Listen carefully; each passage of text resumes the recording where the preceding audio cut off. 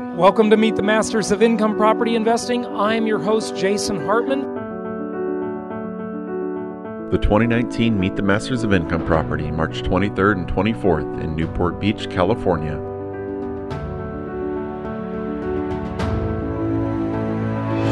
What is the sort of the one trick, the hack, the secret that really empowers people to success?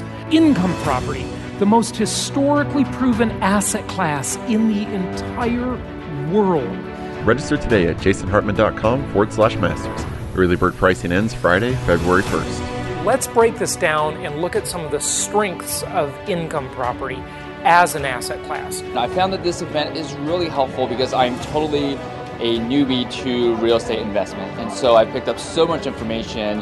One of the great things about it is that it's so fragmented, right? Embrace the fragmentation. jasonhartman.com/masters. Welcome to this week's edition of Flashback Friday, your opportunity to get some good review by listening to episodes from the past that Jason has handpicked to help you today in the present and propel you into the future. Enjoy. Welcome to this week's edition of Flashback Friday, your opportunity to get some good review by listening to episodes from the past that Jason has handpicked to help you today in the present and propel you into the future. Enjoy. Welcome to Creating Wealth with Jason Hartman. During this program, Jason is going to tell you some really exciting things that you probably haven't thought of before and a new slant on investing. Fresh new approaches to America's best investment that will enable you to create more wealth and happiness than you ever thought possible. Jason is a genuine self-made multimillionaire who not only talks the talk, but walks the walk. He's been a successful investor for 20 years and currently owns properties in 11 states and 17 cities. This program will help you follow in Jason's footsteps on the road to financial freedom. You really can do it. And now, here's your host, Jason Hartman, with the complete solution for real estate investors.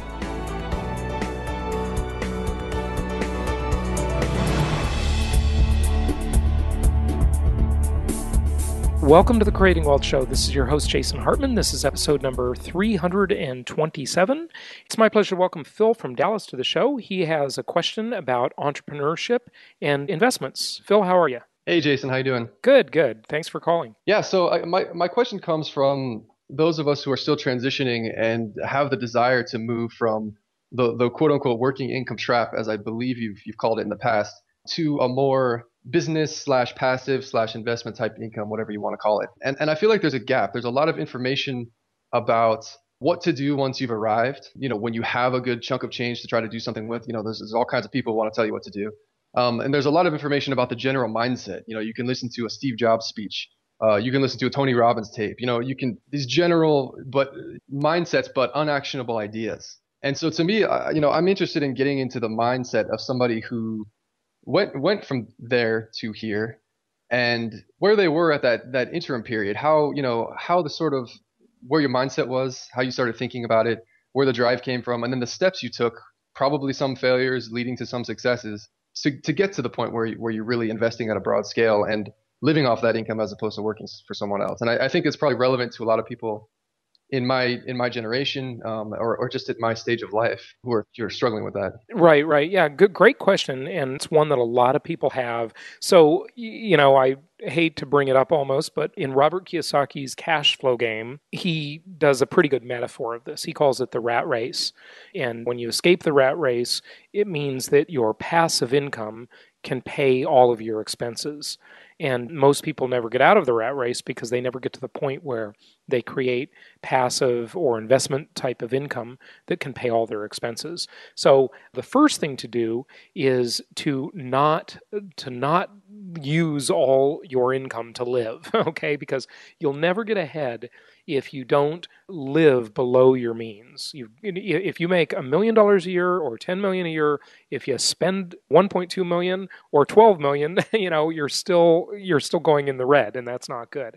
So you've got to live on about 70% of your income. You've got to figure out a way to do that, because then that other 30% can become investable. And this is an old concept also from the book The Richest Man in Babylon, which is a very short, kind of famous old book. And it talks about living on 70%, investing 10%, saving 10%, and giving 10% away. So that's the paradigm from that book. Yeah, it's funny you mentioned that. I just heard about that book and finished reading it a couple months ago. Oh, great. Well, then you've heard it definitely. So that's the first thing you've got to do. Your income has got to be ahead of your lifestyle, because then you can start to get yourself above water. And it doesn't really take that long in the broad scheme of things. Most people are too impatient because everybody wants instant gratification. But it's surprising how fast this can start to work out for you in the course of just a few years, which really isn't a long time in the broad scheme of things. So that's the first thing. And then in terms of if you have a day job, if you will, a normal day job, starting a side business will really help in not only the way that it might become a successful business and generate other income for you, but it will reduce your tax bill, because a lot of the expenses that you have as an employee in a normal everyday job can become deductible as a self-employed person. So that's why having a business on the side becomes a great little tool. Now, of course, I have to give the disclaimer, I'm not a tax professional. Check with your tax advisor on this in terms of the legalities of it and so forth. But the whole idea being that if you have your own business, you pay taxes to some extent on your net income rather than your gross income, whereas an employee, you're taxed at the highest rate because you pay your taxes, then you pay expenses, then you get what's left over. Much better to have income, pay expenses, and then pay taxes after the fact. So that's a much better deal, and that's what a business can do for you. So did you have a question in terms of what kind of business or what types of investments? Give me a little more background, if you would. Remember, you're listening to Flashback Friday. Our new episodes are published every Monday and Wednesday.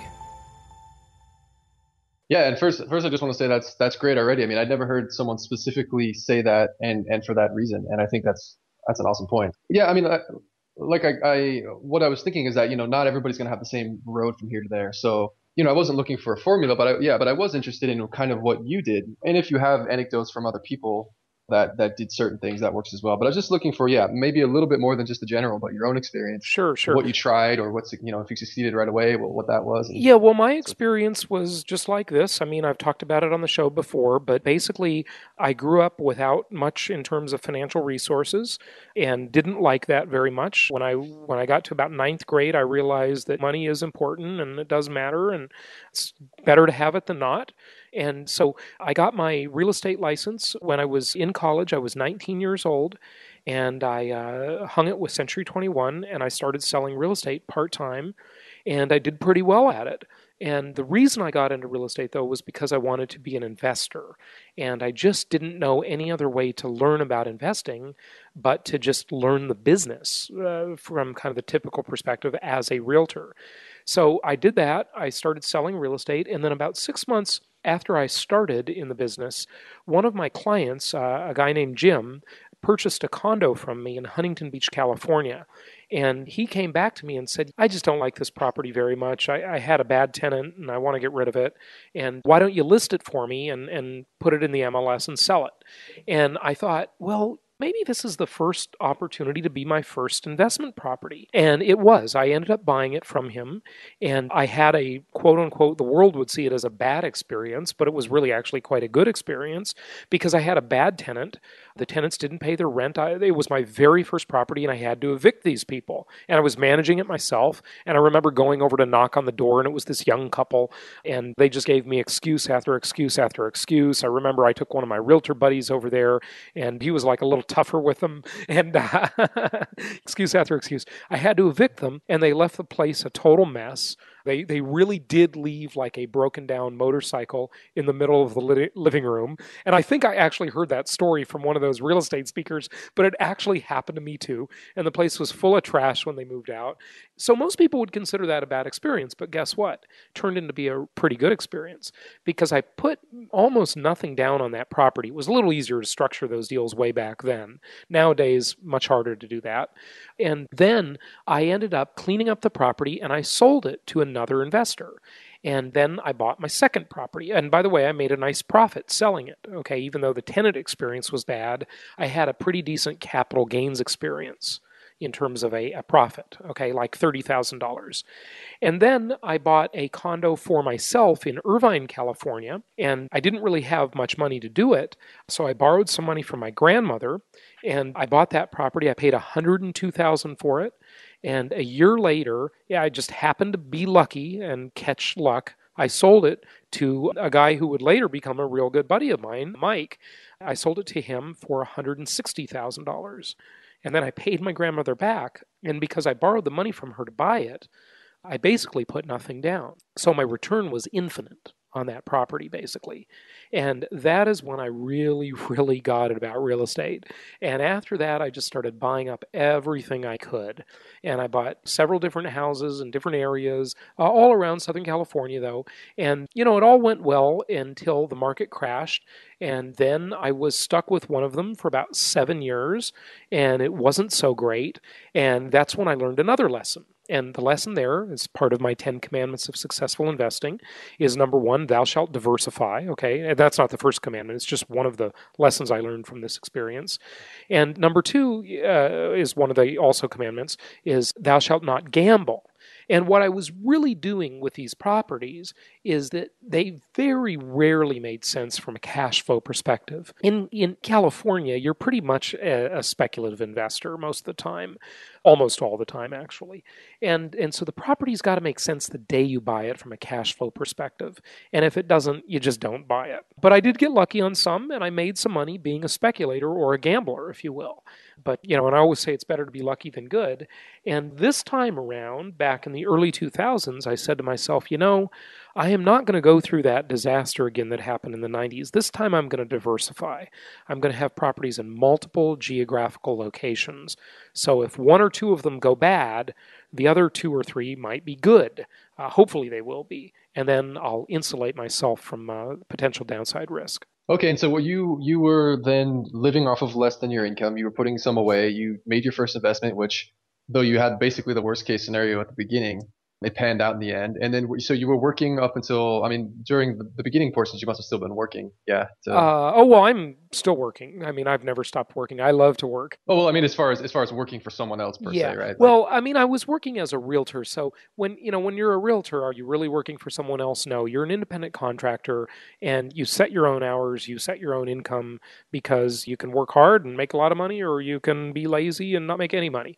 So, I was really always self-employed, if you will. Even though I didn't own the company or own the business always, but that's the deal. Okay, so that pretty much then becomes the path to success as things keep feeding on each other. Then yeah, definitely. It all really was possible because I lived below my income. Now, granted, as a realtor, I had a pretty high income most of the time. I did well at it. I worked very, very hard, and I was very successful in real estate. So again, that's a business where there's a good risk-reward ratio. And if you work hard and you take the risk, you don't have any security, you can do very well. And I did. But not all people have that. So that's why I say if you don't want to give up the security of a job, if you're in a position of a job now, start a business on the side and be diversified. So you'll have something else going on, creating income for you. And nowadays, it's so easy to start a business.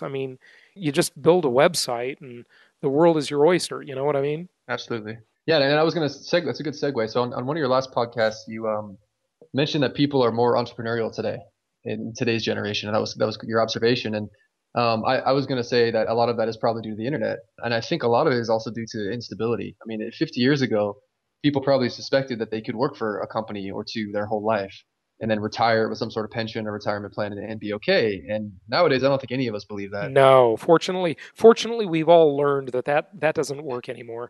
It is so easy to start a business nowadays. In the internet, there's certainly lots of options there, but there are even offline options that aren't internet related. And there's a great book title that has very good reviews. I have not read this book, but I love the title, and it's called The $100 Startup. Reinvent the way you make a living doing what you love and create a new future.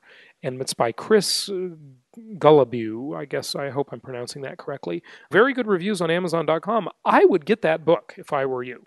There's another book that's very popular as well. It's called The Lean Startup, How Today's Entrepreneurs Use Continuous Innovation to Create Radically Successful Businesses by Eric Ries. Again, you can start a business with very little money nowadays. In the old days, it used to be a lot more expensive, much bigger barrier to entry than there is nowadays. Absolutely. So if the question is, how are things changing and in today's landscape, would that change the way you think about anything, or just what are the differences in how you would think about things in today's landscape versus previously? Well, let me answer not exactly that question, because there's one more thing I wanted to say about my real estate career, and this is very important. One lesson that I learned from my mother. I used to manage 2 small businesses that she owned when I was in high school and college. And one of them was a Pioneer Chicken franchise, kind of like Kentucky Fried Chicken. Most people have heard of KFC. And it was a competitor to KFC. And it was in a very bad area of Los Angeles. And I remember how big that investment was for her to own that franchise, to buy it. It was $100,000 cash down, $100,000 in loans, and $75,000 in equipment leases for all the chicken cooking equipment. And so that was a $275,000 investment. And I just marveled that I went to real estate school and it cost me $99 and I was 19 years old. And when I got into my real estate office, Century 21 Academy in Anaheim, California, when I started working there, I remember noticing that the people in the office were all sitting around complaining about why the company didn't do enough for them, why their broker was so bad, and why they didn't want to spend any money to pay for anything. They didn't want to buy promotional materials like realtors that have their picture on the notepad and stuff like that. And you could buy 1,000 notepads back then for like $180. And I just remember thinking, my gosh, why are these people complaining? I mean, the average commission back then maybe was, I don't know, $5,000, okay, or $4,000 or $5,000. And they're complaining about spending $200 on their business. They won't spend any money. No wonder they're not making any money. No wonder they're complaining. And I just remembered my mom's experience with that terrible Pioneer Chicken franchise that she had, over $250,000 invested in it. She saved and saved for years to do that. And people didn't treat their career with enough respect. So even though it is inexpensive to start a business nowadays, it still requires reinvesting in the business. And so I just wanted to kind of make that distinction between, I guess it sort of addressed your question, between how it was back then and how it is today. Yeah, I mean, leverage is obviously a big part of your formula then as well as now, it would seem. And that's a little bit harder. Obviously, things are tighter in the credit market and much more stringent. In some ways, though, that's a good, wholesome discipline, because that really makes you think and innovate more. Just throwing money at problems doesn't solve them. Thinking solves problems better than that. So that's the government, though. Yeah, that's the government's problem. They just throw money at things and don't think. But does that help? Does that make sense? Does it address your question? Yeah, I think it absolutely does. And if I can kind of summarize it, I mean, I think a lot of it comes down to the answers that get rich quick people don't want to talk about, which is a lot of it comes down to austerity and personal responsibility and living within your means and making the right decisions, and then getting out there and experimenting, investing, and learning, all things that are hard, to a lot of people.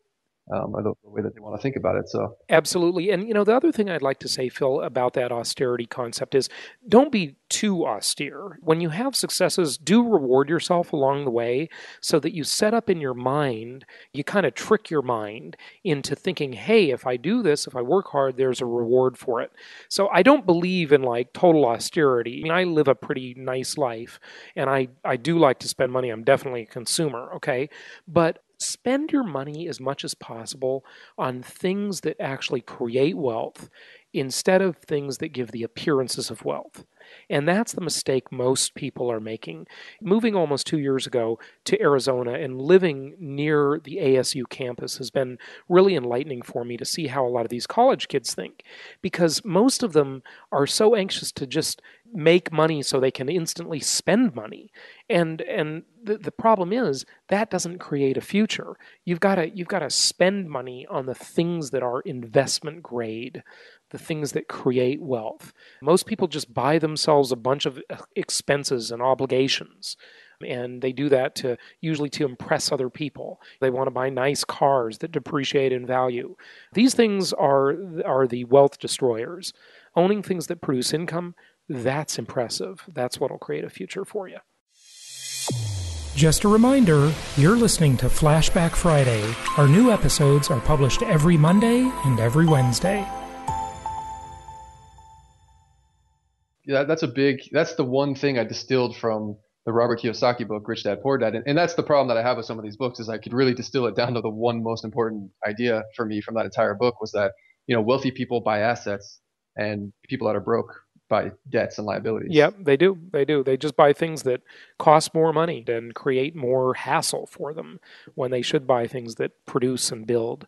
Guns and butter theory. That's really what it's all about. So good. One other part to this discussion that you didn't necessarily ask, but I think you're thinking of it from our pre-recording conversation here, is what do you do? I mean, how much does it take? Like, if you want to start as a real estate investor, it'll generally take about $20,000 or so to get into the game of buying your first property.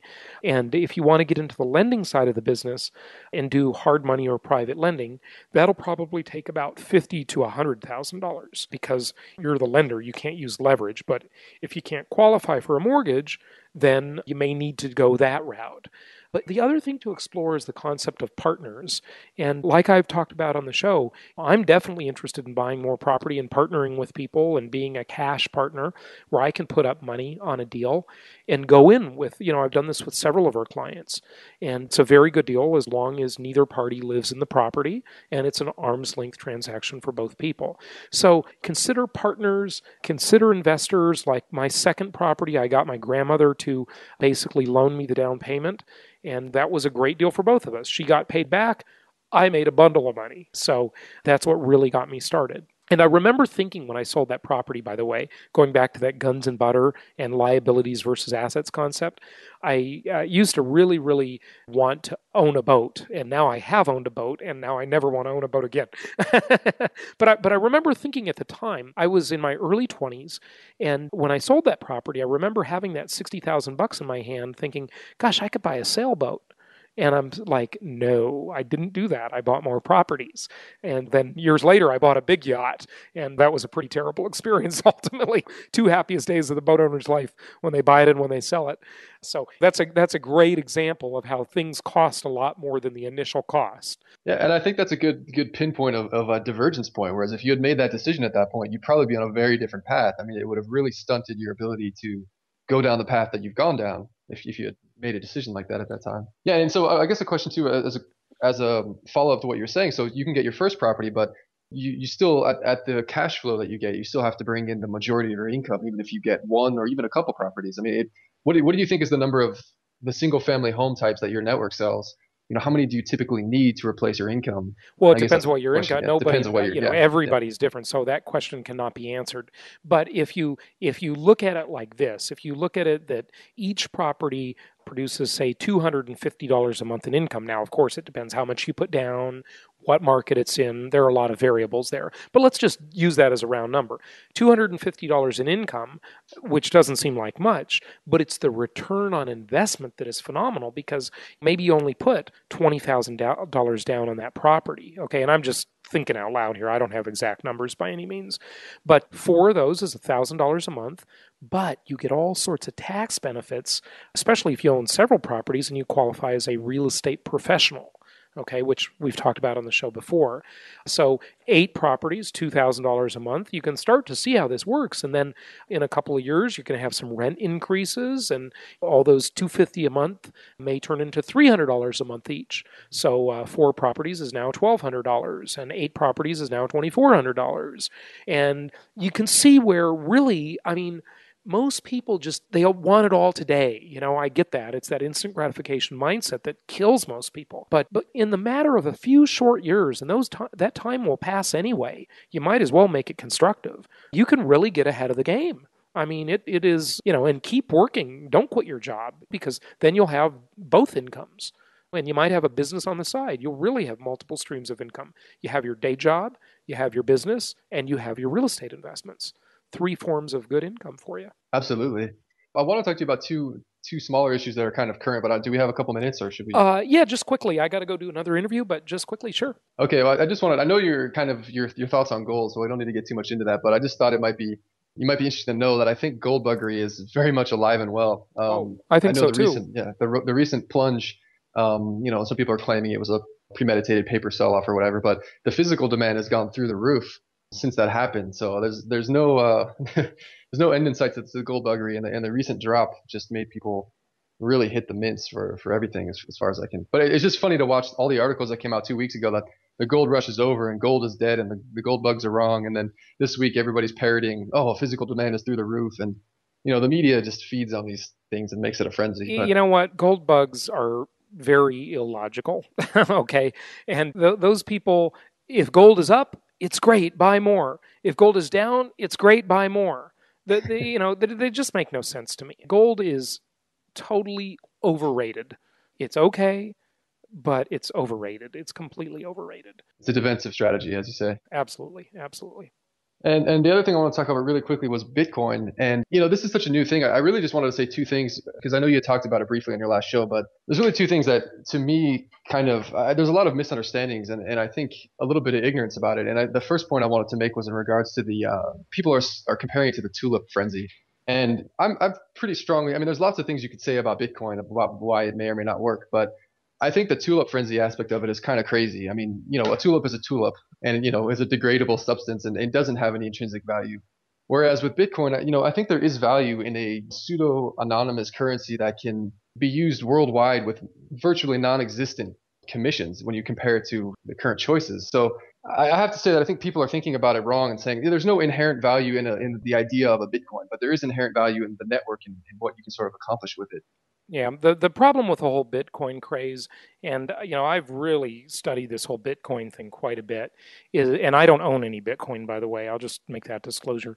But I think that the governments and central banks are just going to shut that down. They're going to say it's used by terrorists. It's the same way they shut the gift cards down to some extent. They really put a lot of restrictions last year on those gift cards, those Amex gift cards and Visa gift cards that you can buy at the CVS or Rite Aid or Walgreens stores, or any store for that matter. They've made those things a lot harder to use, and Bitcoin is even worse. I have a feeling the regulators are going to come down on Bitcoin. They're going to find an excuse to do it, and they're going to do it as a coordinated effort with governments around the world, and Bitcoin is going to be in the shadows forever. I would agree with that. I think if it ever becomes a real threat to fiat currencies, they're gonna destroy it. And hey, Bitcoin is a fiat currency. That is true. I think there's one psychological aspect of it that people aren't really realizing, which is that there's a limited amount, and that's good, but it's such a limited amount that as it goes up in value, what you're really using is such a fraction that I don't even think the person of average mathematical ability can really use it as a unit. I played around with it a couple of Bitcoins, and I bought an ebook. And it was such a fraction of a Bitcoin to buy it that I had to make the calculation to $1 to figure out what value I was paying and whether it was worth it. Right. And therein lies the problem also with gold. That's one of the problems with it too, is that gold is too big of a chunk. It can't be split up enough. You can't it's really hard use it. Yeah, it's too hard to use. Okay, well, I appreciate it. That's really all the topics I had. All right, Phil. Well, hey, thanks so much for calling, okay? Sure, Jason. Thanks. Be sure to call into the Creating Wealth Show and get your real estate, investing, and economics questions answered by me personally. We'd love to have you call in, share your experiences, ask your questions, and a lot of other people listening have those very same questions. So be a participant in the show at 480-788-7823. That's 480-788-7823, or anywhere in the world via Skype. Jason Hartman, ROI. That's Jason Hartman, ROI, for return on investment. Be sure to call into the show, and we are going to enter all of the callers in a drawing for some nice prizes as well. So be sure to call into the show, and I look forward to talking with you soon.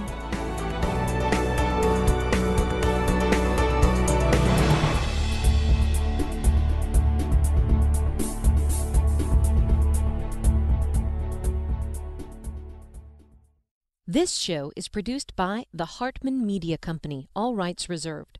For distribution or publication rights and media interviews, please visit www.hartmanmedia.com or email media@hartmanmedia.com. Nothing on this show should be considered specific personal or professional advice.